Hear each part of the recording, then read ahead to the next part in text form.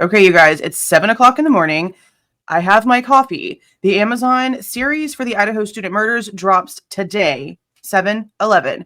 I'm going to pre-record me reacting to episode 1. I cannot show you the screen. You're just going to be watching me reiterating, retelling, and reacting to what I am seeing on the screen. Normally, I do these live. But like I said, it's like 7 o'clock in the morning. So I decided to just record this one, get it out, and then I will be scheduling episode number 2. Now, we were told this was only going to have 3 episodes, but it was also announced like right before the plea deal was announced. So now that it's active, there's 4 episodes. So they did what I figured they were going to do and squeezed in what just happened into a brand new episode. Now, some people have brought up a really good point that there were Amazon representatives going to be testifying in this case. And now Amazon gets to make like millions and bazillions of dollars off this case after they were going to be testifying in this case. So a lot of people are questioning how this isn't illegal, how it's not some sort of conflict of interest, because this was planned again before the plea deal. And as much footage as they have, I'm pretty sure this was in effect for like a while. As a matter of fact, these things are always in effect for months and months and months and months and months before they're ever even announced. So that's questionable. So I'm going to go ahead and start this episode. It is called One Night in Idaho, The College Murders, Season 1, Episode 1, Part 1. So original. Okay, let's get started.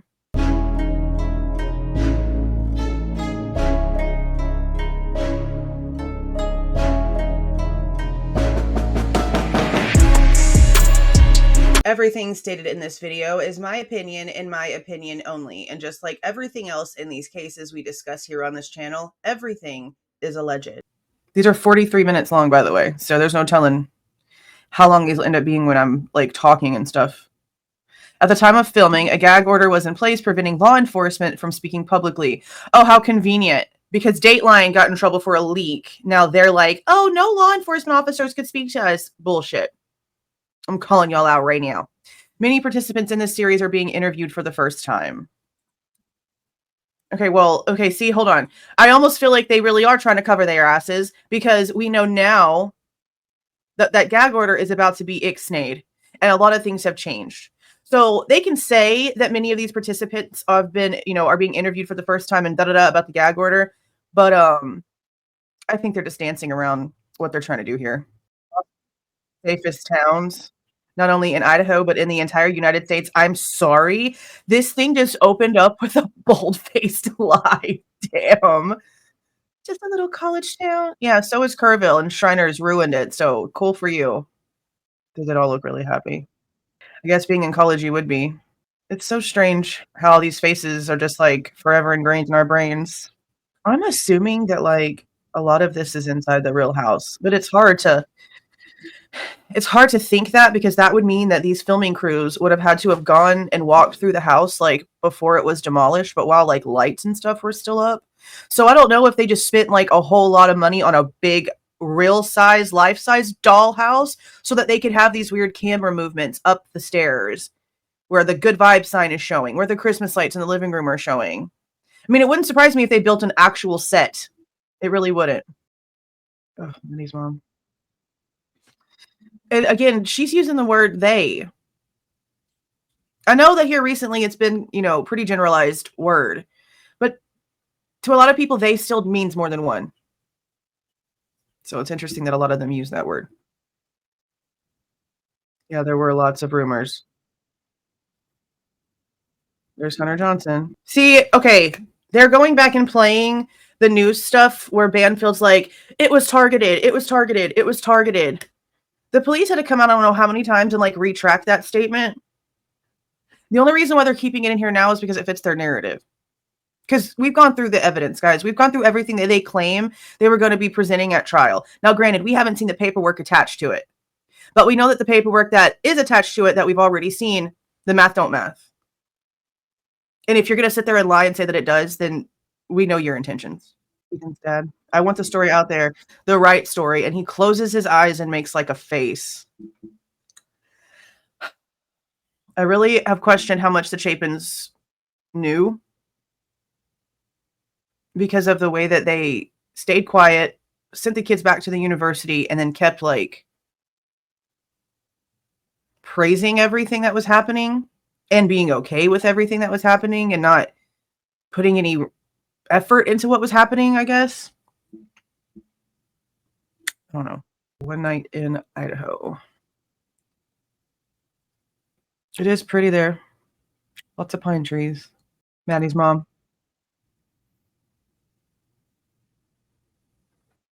She's so cute. God, she doesn't look like her mama. Jesus Christ, they're copy and paste. Damn. Like, I'm sorry, Ben, your genes didn't even try, bro. Especially whenever her mama was younger. Damn. I never let Maddie cry. You don't like the bassinet? Okay, cool. Come get in our bed. You don't like the crib? Cool, I'm not gonna fight this. I mean, anyway, she babied her. She was the only child. Stepdad walks in, 3 years old. Shouldn't even call him a stepfather at that point.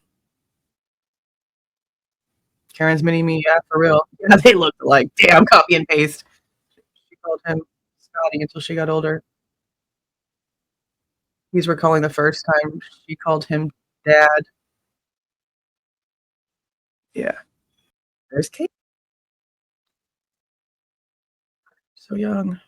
They have a really weird filter on the camera because, like, her hair, like, her face is real prominent, but, like, around her hair, it gets, like, sort of blurred and, like, it's pretty the way that they have this, like, across the screen, but you can tell there's filtering. Not on her face, though, it's just, like, her area, like, her around her. So Kaylee was the big, hyper energetic one, and Maddie was the quiet, reserved one. That's normally how it works. That's how it works. They were so little.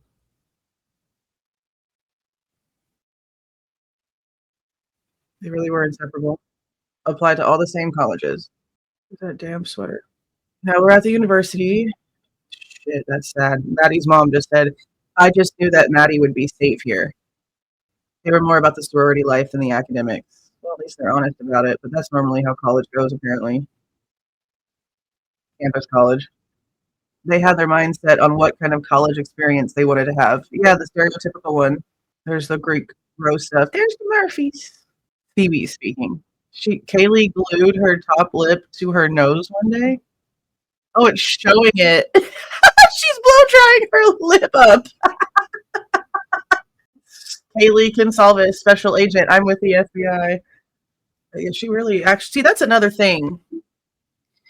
I remember them saying something about her wanting to be like in law enforcement or some sort of investigator, but then they said she was getting a teacher, like a teaching degree, and then she went left and went into IT like last minute. Details. Here's Emily. Yeah, she was like effortlessly cute. Here's Ashlyn. And their blonde matched for a long time. Here's Xana. Yeah. Honestly, Ashlyn and Xana look a lot alike. This was whenever they lived at the sorority house. Hi, my name's Xana. It's like Xanax, but without the X. She straight up just like announced herself that way. She didn't wear makeup. She was pretty. She honestly kind of looks like the girl that plays Bella Swan a little bit. Here's where she puts her ears out, puffs her cheeks. Here comes the frat. So where's Ethan? I don't see him in that photo. There he is. Ethan and Hunter. See, this is DJ Myers. I think he's the one at the memorial, and I could be incorrect. I'm trying to like picture the face. It might not have been him, but at the memorial, one of the frat guys stood up and said that him and Ethan were just talking before they all died about how excited he was to be moving back into the frat house in like a month. So that's really important to keep in mind that he wasn't living at the frat. There was a situation going on. Jeez, Ethan is so tall. Hunter, Maisie. Ethan was the leader. I would go to him, and Hunter would go to him. God, that sucks. Jeez, Ethan was so tall. I mean, like, Hunter's tall, but Ethan's tall. IVF babies. Stacy's talking about it. Here's Jim. He's like, yep, one, and then another, and then another. Jim died, and you find out, but I was like, okay, yeah. I mean, whenever you do IVF, it's really rare to just get one baby. Ethan was at the bottom. It wasn't her water that broke. It was really just Ethan's foot. That's wild. He was the dominant triplet. She doesn't want to call him the dominant triplet, but he had a big personality. Well, they call him the leader, so he was the dominant triplet. And he was like the firstborn, apparently, because if he was at the bottom and his foot came out first. Yeah, they were all real close. 1122 King Road. Everyone hung out. Xana's video where she talks about living in King for 2 years. It's known as the party place. Remember Olivia, whenever all of this stuff first happened?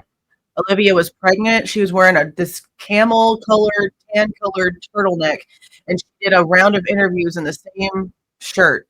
And one of the things that she said was that that house was known as a party house, and all kinds of stuff started coming out about what actually happens at 1122 King Road. And that makes sense that it would happen at a place that was off campus because of what people claim was going on and had been going on since before these people lived there. Like, it's just what this area was known for. There's Dylan and Bethany. Why is Hunter Johnson wearing an Idaho shirt if he doesn't have to wear an Idaho shirt? Like, karaoke night. Everyone else knew Xana and Ethan liked each other before they knew they liked each other. They would hang out all the time. So Hunter Johnson was basically like really wanting Xana and Ethan to get together because Emily and Xana were close and he really liked Ethan. This was a great thing for Xana. It was great for Ethan too. They did look really cute together. They would have had really pretty babies. Parents' weekend, they could tell Ethan was serious with Xana. You could see where they were just starting to adult.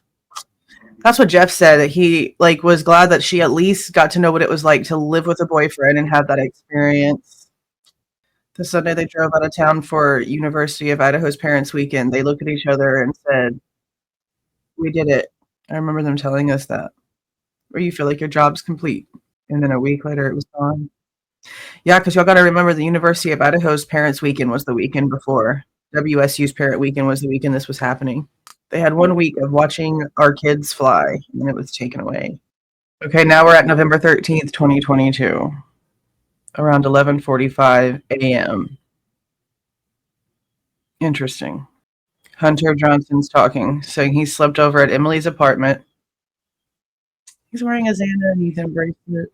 We got a call. I didn't really think much of it. You got there and grabbed a knife and walked around the house. What you mean you didn't think much of it? Dylan called us. She and Xana, they were roommates. She was like, something weird happened last night. I don't really know if I was dreaming or not, but I'm really scared. Can you come check out the house? You can't be too scared. You were on social media doing all kind of crazy shit for 8 hours. I'm in the basement with Bethany. I called for Xana a few times and she hasn't responded. Will you just come over? Haha, sure. Should I bring my pepper spray? She was joking about it, not knowing. See, that whole thing is just crap to me. Like, you were on your phone. You were taking videos, editing videos, taking photos, editing photos, doing stuff on social media, checking snap maps. Like, you weren't just calling Xana. Y'all were calling all of them. Y'all were having conversations with each other. You can't say, I don't know if I was dreaming or not. You got a whole other human next to you that literally had the exact same experience as you did. The text messages and the conversations of what was going on are physical proof in your hands that you were not dreaming. That's why, like, everyone who believes this shit, it really just, like, makes me so sad for humanity. And I just know that common sense got buried and bid farewell a long freaking time ago. You've got two people in the basement together. They had conversations with each other at the time this was going on. Then they spend the next 8 hours together in the room, apparently. They're not, you're telling me they're not discussing wholeheartedly what's going on, that they didn't walk around the house? No, that latent shoe print's actual position proves that they did. That door would have had to have been open to Dylan's room in order to get where we have been recently told in the courtroom that shoe print actually was. It wasn't in the hallway leading towards the kitchen. It was smack dab in the threshold of the door frame of Dylan's room, meaning the door would have had to have been open in order for it to have gotten there. Murphy was outside barking until 30 minutes after SV1 left. Who let the dog in?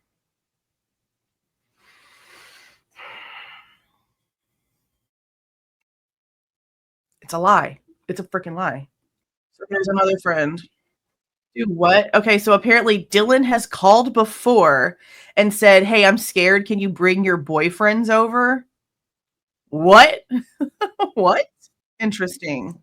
So then they call another friend, or actually, it's the girl that lived with Emily, and she's like, "Oh, yeah, let's go to Xana's. Dylan wants us to come over." She's called us before and been like, "I'm scared, bring your boyfriends over." It was like a pan fell and made a noise, and she would okay. There's no way in hell you're gonna sit here and make me believe that homegirl calls people to come to her rescue for a pan falling in the kitchen. But all of these things are going on in the house that she's very much awake and aware about, and she doesn't make a call until 8 hours later. I'm sorry. That just literally backfired on them so bad. Anyone with common sense just realized how bad that statement is. Holy shit. Now Emily's saying, "I don't think I've ever locked a single door in Moscow." Well, that's not smart. No matter where you live, lock your freaking door. So they start walking to the house. When we got there, Dylan and Bethany exited the house. They were frightened, just kind of like hands on their mouths. I don't know what's going on. Bullshit. It's because they were trying to not show the truth. Hands on their mouths. The girls were going up the stairs. Hunter Johnson was already inside. They were a bit behind him. As soon as I stepped in the house, something was so not right. You could feel it. I can't remember this girl's name. It's the brown-headed girl that lived with Emily. The stairs are immediately to the left when you walk in the door.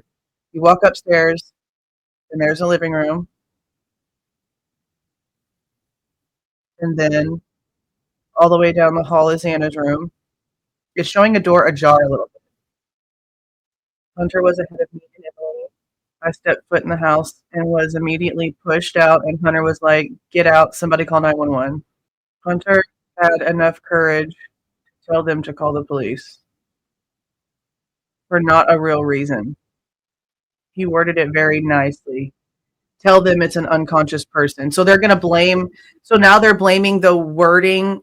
No, no, no, no, no. No, no, no, I'm sorry. The unconscious person shit was never said on the phone. Those words were never spoken out of the people's mouths that were calling 911.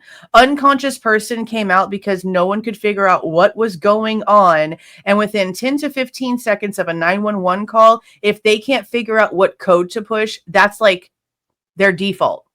We've known this for over 2 years now. So how are we going to sit here and now try to pretend like Hunter Johnson was like, call and tell them that it's an unconscious person, and no one said that on the phone? I'm sorry? No. That doesn't math. Sorry. No. Hunter saved all of us extreme trauma. I'm sorry. He might have saved them from trauma, but there's no way in hell that he said, tell them it's an unconscious person. No one said that. No one said that. They literally brought up Xana, drinking. No one ever said, oh, no. Mm-mm. They're saying that Hunter didn't tell them anything. Well, Dylan and Bethany are the ones who brought you there. They knew. Dylan on the phone with 911, and she had to take the phone from her because she was so completely hysterical. So why are they pretending that Bethany was the first one on the phone? Because this isn't Emily that gets on the phone. This is the other girl. That's like completely opposite of what they told us. We have been told the whole time that Bethany was the one on the phone in the beginning, and then it was this neighbor chick, and then Dylan got on the phone. She just said Dylan was freaking out so much she had to take the phone from her. That's not what we've been told. What's the address? What's the address? What's the address? What happened? I don't know. I think that's when Hunter was like, he's just shaking his head saying they didn't have a pulse. Okay, so that must be where Ashley Banfield got the fact that Hunter Johnson checked Ethan's pulse or whatever. But that doesn't make any logical sense for the scene that we were told was happening inside of those bedrooms. See, like, the more that they tell us, the less makes sense, man. Then the cops came, and they saw all the paramedics carrying the beds in the bags, but they never went up the stairs or inside the house at all. So they showed up and turned around. Sigma Chi. This is Hunter. A frat brother was waking me up. There's cops on King Street. There's cops right in front of the King house. Okay, that's probably normal.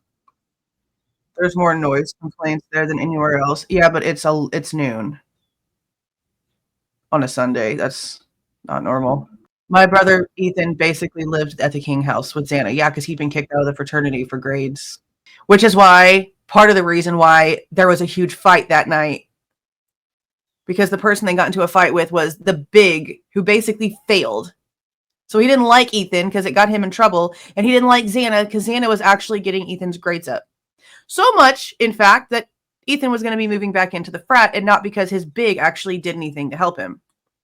Let's keep that in mind. There's another one of their friends that looked outside of their window and saw Hunter and Emily outside with the police putting the caution tape up. And that's when she knew something really bad had happened. She ran outside and saw Emily, went up to her, and Emily was crying. Yeah, because they were just called for false bullshit.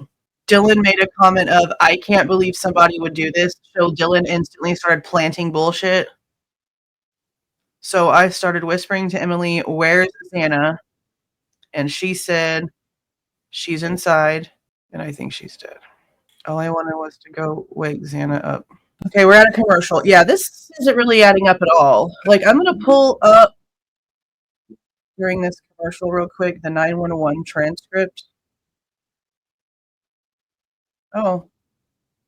Notice of hearing, July 17th at 10:30 a.m. There's a hearing to talk about the gag order being taken down. Well, sentencing is on the 23rd. I don't think they're going to do it anytime. She just said that Dylan was the one on the phone, and that's not true. I'm going to show you my screen here after this. Lets me pause after this ad. Hold on a second. It says right here, BF, Bethany. Bethany, BF, Bethany. And then female speaker. I'll talk to you as we're we're next to them. She just said she took the phone from Dylan. The freaking court record says Bethany was the one on the phone before she got on the phone. So which is it? Who's lying? Who's wrong? The people that actually witnessed it and experienced it, or the court record? Why is this not surprising? Okay, let's get back to this show. Here comes Hunter, Ethan's brother, walking over. Saw a group of people sitting on the ground. That's that dumpster photo. They all just had this look on their face when I walked up. Like the world had ended. No one's talking about Kaylee or Maddie yet. I remember seeing Hunter walking up and being like, oh my God, someone's going to have to tell him. Where's Ethan? Ethan's not here anymore. What do you mean Ethan's not here anymore? Where'd he go? Yeah, that's a weird way to put it. Your brother's dead.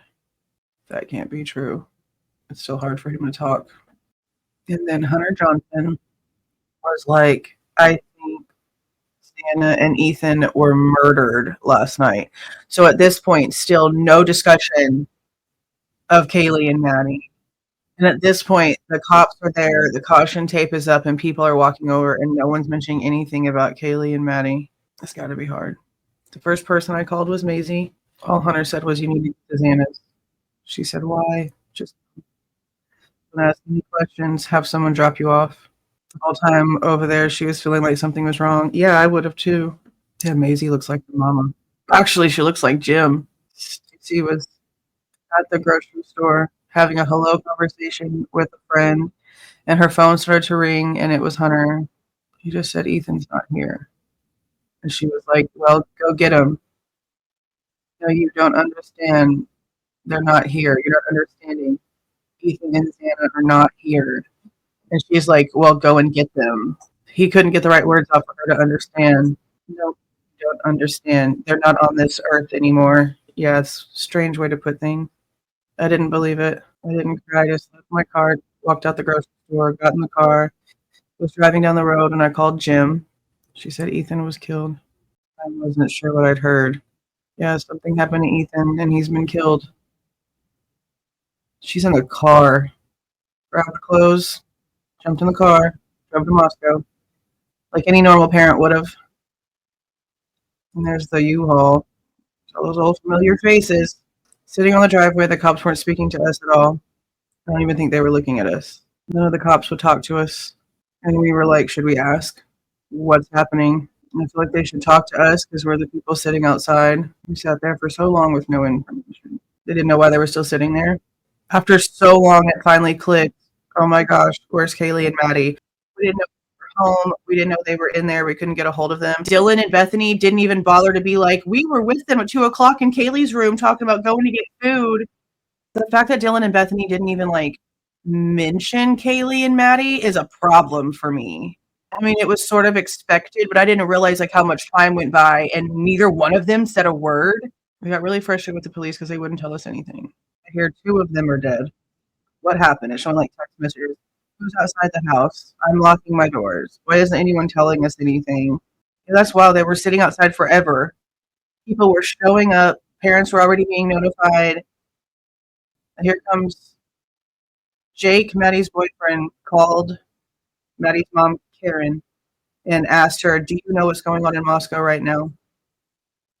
She was like, no, I have no clue. And he said, there's been a homicide at Maddie's house. We think Xana's dead. I called Maddie and Kaylee, and there was no answer. So I called the Moscow Police Department, and they were like, we can't really tell you anything.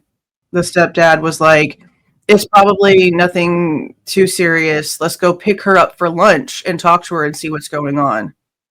And so they actually went down to Moscow with the intention of going down to pick up Maddie and take her for food. She called the police department again and said, I know you can't tell me anything.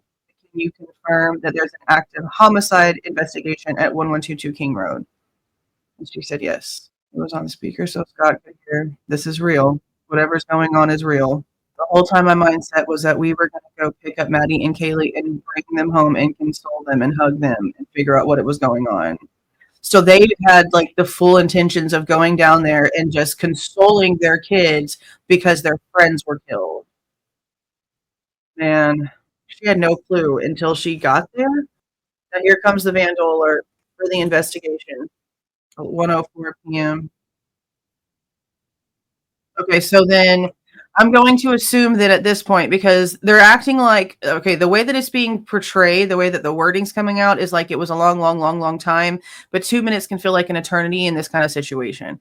So they're saying that the vandal alert came out at 1:04, and by then, like a lot of people were already kind of like huddled together. The alert came on everyone's phones at the same time, and they all just basically started crying at the same time. So that's still an hour almost that they were all kind of like hanging out, sitting out, crime scene tape, cops and everybody was showing up, and Dylan and Bethany didn't say a word about Kaylee and Maddie. Nothing to anyone. Okay. It just said homicide. It didn't say how many or who, just homicide. Yeah. Where's Kaylee and Maddie? We got another vandal alert. 4 people near campus. That's whenever they realized it. No one said anything to them. That was before the cops even told us that Maddie and Kaylee were in there. So they all found out.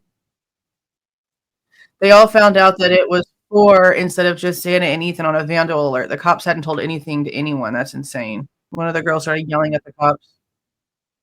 Josie turned the phone around and said, "What the F is this?" And he said, "I didn't even know they were sending this out. I'm so sorry."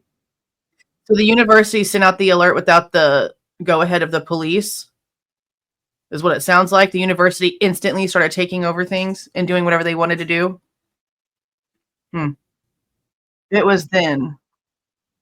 Ava is the blonde girl talking. That's wild. No one said a damn word to anybody, not even the people sitting outside.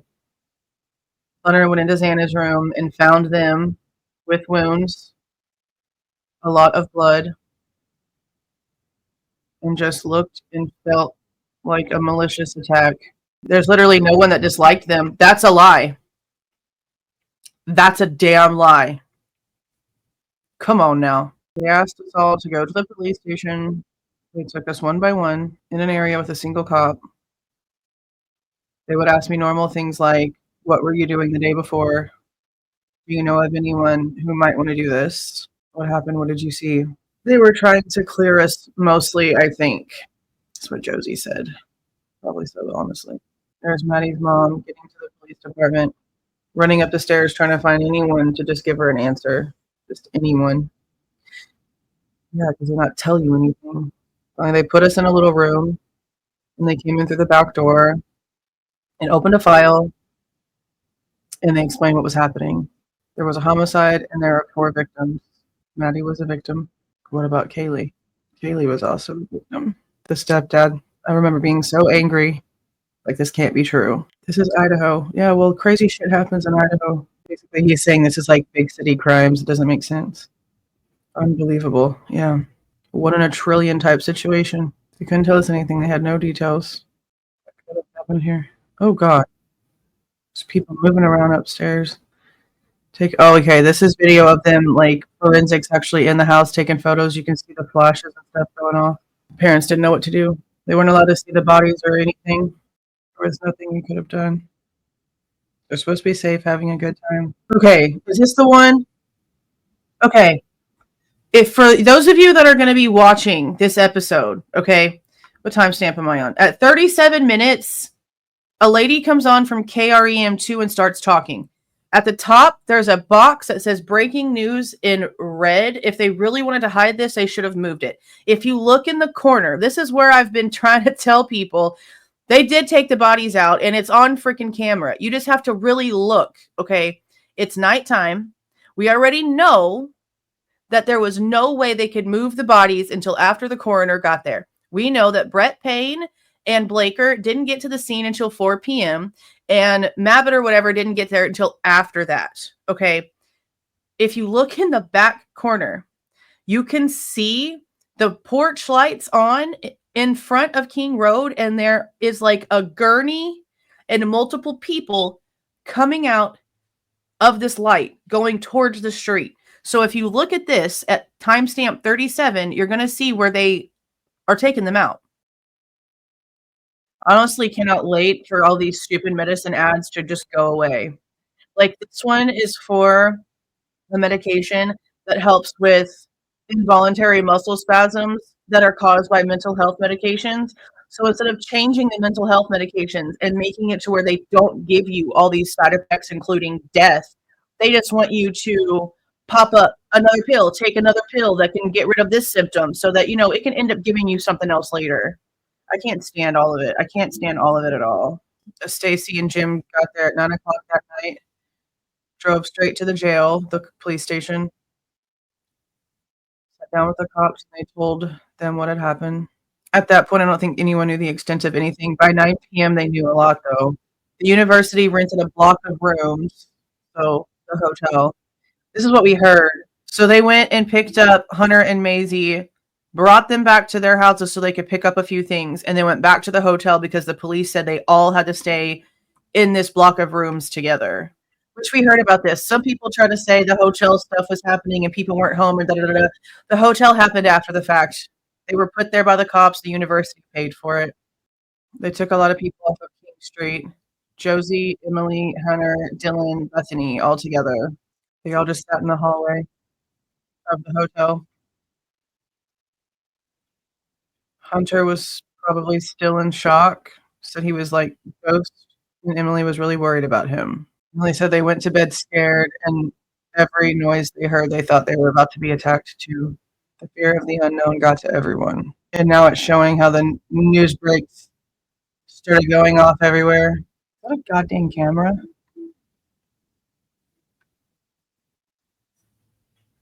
Is that a camera on King Road? Okay, on minute 40:58 on the side of the house. I'm gonna have to go back and look at a couple of things, because I know that Steve recently said something about some sort of surveillance or security system that we hadn't heard before.